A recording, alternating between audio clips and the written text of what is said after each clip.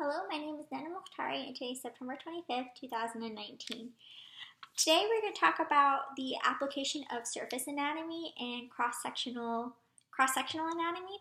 Unfortunately, I was unable to secure a model for this presentation. I live alone and my close friends just moved a couple months ago for graduate school. I also work overnight, so it's kind of hard to get someone to come here at 4 o'clock in the morning.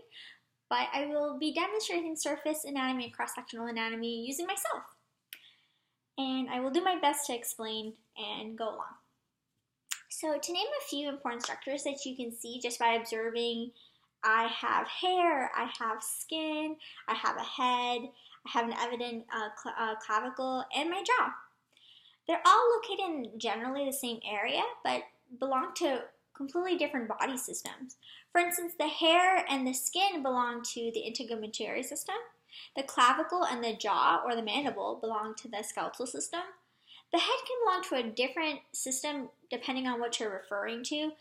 For example, the cranium itself belongs to the skeletal system, but if we're referring to what makes a face, we could be discussing the facial bones of the skeletal system or even the muscular tensions that are evident in the face.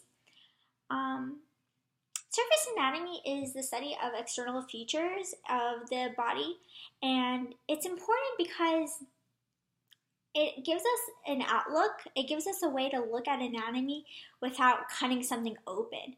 For instance, not everyone has the means to open up a cadaver to be able to look at the internal organs, but you still can see anatomy by looking at a person. Surface anatomy allows us to look at the organs at play up close and personal without having to do any incisions. It also gives us a proportional and real-life application of the study of anatomy by understanding that surface anatomy, we're better able to understand the pivotal organs that lie beneath the surface as well. Also, at surface anatomy, we can see how the certain maladies or injuries can present on the surface, on the external structure, that might give us some insight of what's going on the inner space as well. I mentioned that it's easy to see skin as an external structure. For instance, in a clinical application, in dermatology, many clinicians look at the surface anatomy, look at the skin and the external structures to understand better some certain disorders, diseases, maladies of the skin. For instance, although in this video it's not evident, I do have eczema, which appears as an itchy inflammatory rash, which usually comes in the inner part of my elbows, my inner part of my forearms, and kind of hard to see, but they're very itchy. For instance, in that situation, a dermatologist will take a closer look and understand better, and that would be an application of surface anatomy. Also, as I mentioned before, I have a head, just like many other people. And there are many different clinical applications that relate to the head. For instance, an ENT doctor will look at the ears, nose, and throat that make up some general aspects of the head.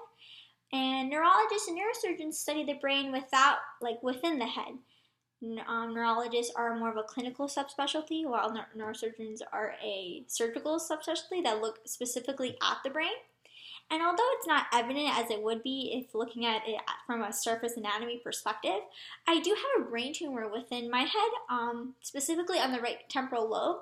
And my neurologist found it accidentally by having MRI studies. So that's another clinical application of just the head in general. But the head is so complex and such a big concept that it could go even further. We can even look at the muscles that make a smile. We can look at different ideas behind the face that we see.